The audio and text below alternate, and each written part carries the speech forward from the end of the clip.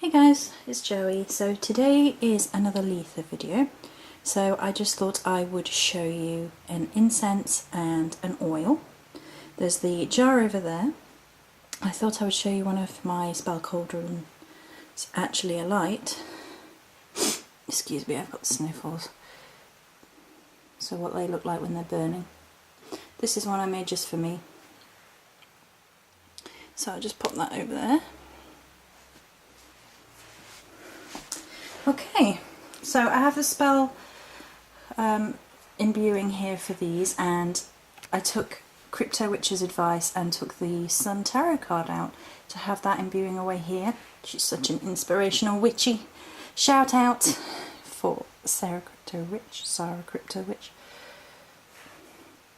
I think my sister's called Sarah, S-A-R-A, so I'm not sure which one you are, if you're Sarah or Sarah.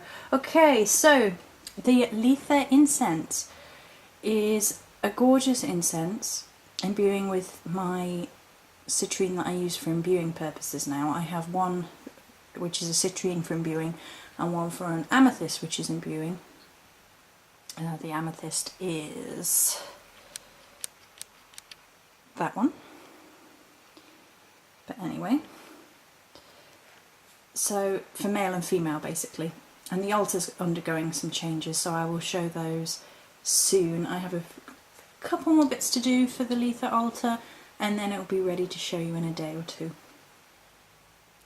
So the Litha incense recipe is a pinch of salt, some cinnamon bark, that cinnamon bark that I found as part of the Thuras process.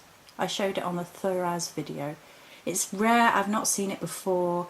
It's a bit different, it smells gorgeous, it smells different from normal cinnamon, so I've used some of that in.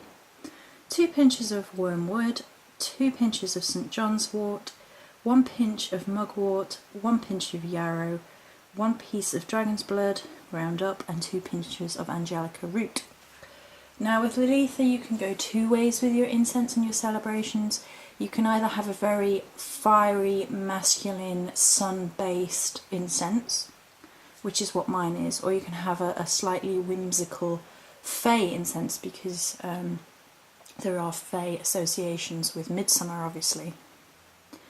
Now for me, I was more whimsical at Beltane, so I tend to change and chop it up and have a more masculine fire-based solstice. It makes more sense to me and my path personally, and I've just started connecting with male counterparts, balancing elements of the Morrigan, which is a really interesting time right now for sort of balancing those male energies. So a lot of the ingredients in this and in the oil, although the oil's a different story which I'll tell you in a second, are quite masculine in energies. So you have cinnamon. Cinnamon is a really great protection herb, and you can use it for success, healing, power, psychic powers, lust, protection and love. But the 2 elements I think are really potent for midsummer are the psychic awareness through, you know, I've forgotten what I was going to say. The psychic awareness element, so divination and all that sort of thing.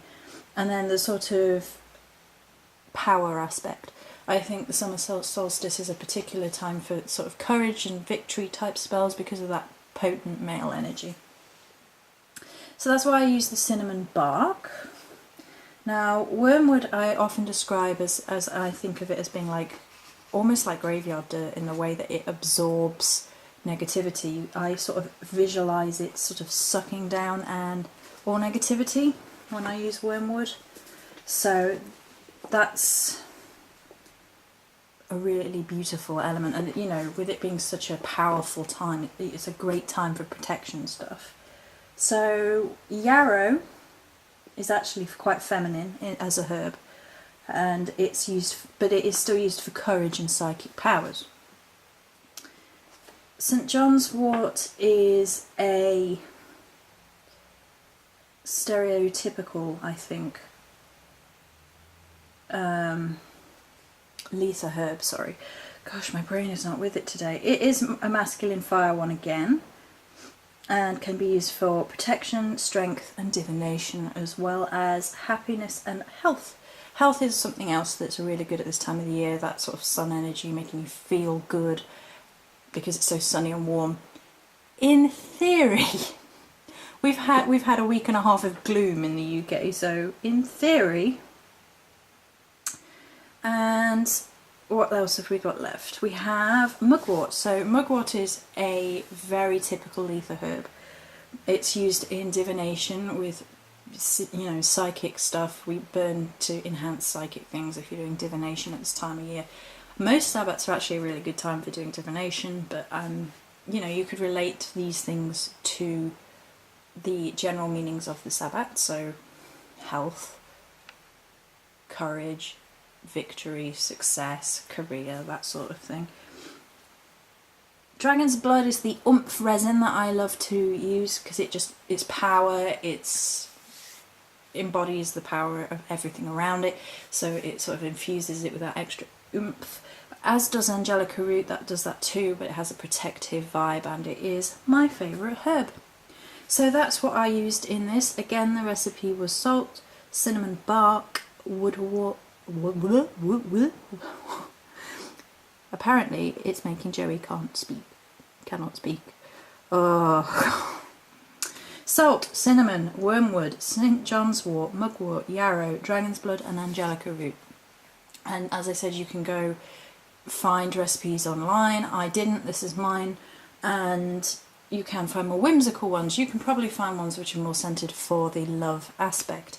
And of course, you know, for the balance, you can get the sort of more feminine attributes. So you can use your wisteria, which is typical at this time of year, and I have been using a lot in my other things, which is why I've focused on the fiery aspects for the incense.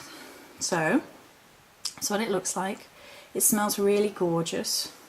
Be careful with cinnamon, by the way, because you don't want to overpower everything else with the cinnamon. Okay, so this is my Litha oil. It's got a little gold sun on the top. I'll give it a shake.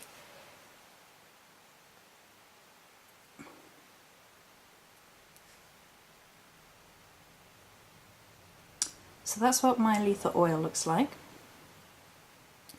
And what are you going to use your Litha oil for? Well, you can imbue your sun candle with it.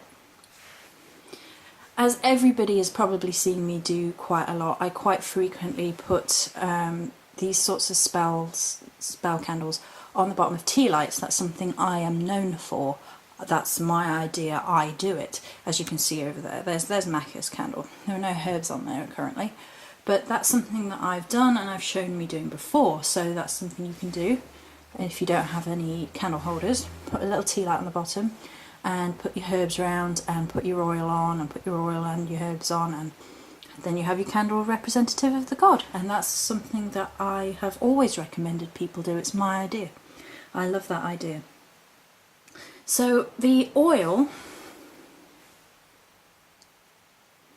is an interesting one because I just decided to just not read anything before I did it. I just put it together, and it's very interesting what came out.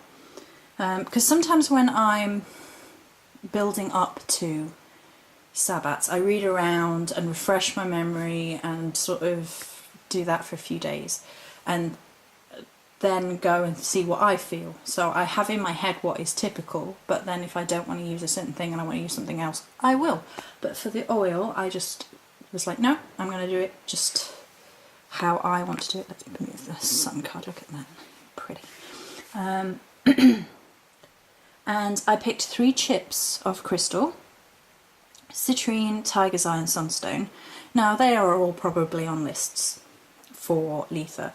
They're all very masculine, they're all very courageous, power-centered, and they're golden tiger's eye, by the way. So citrine is your sunstone. Thinking about it, I've just said that completely wrong because I have sunstone. So I have citrine, tiger's eye and sunstone chips. Citrine is your sunny, warm, happy stone. Tiger's eye is your courageous stone. Your sort of warrior-esque stone.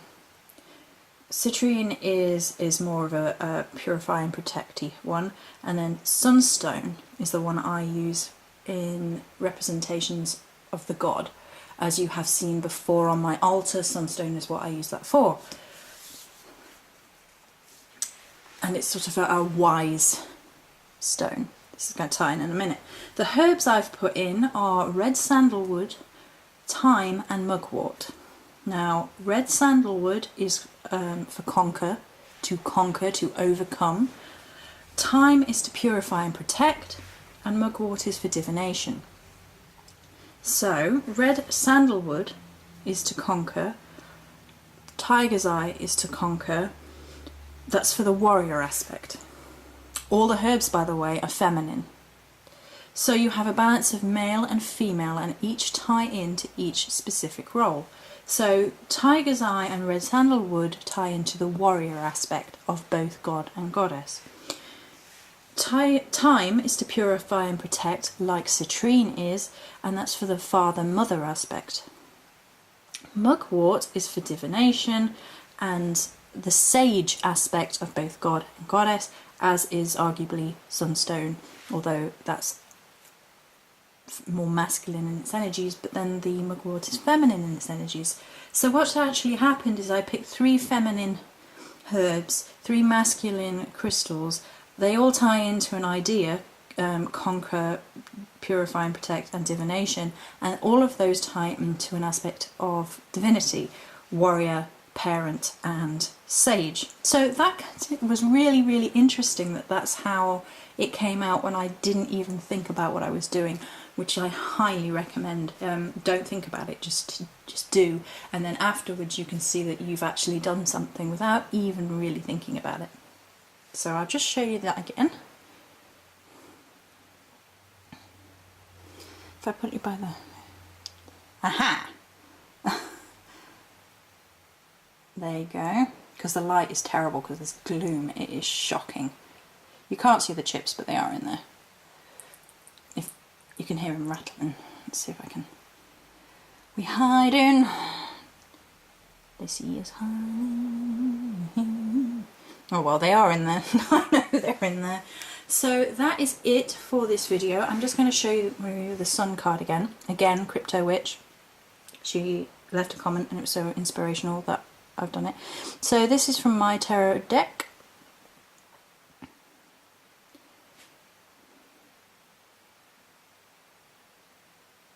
I love my tarot deck, it's so amazing.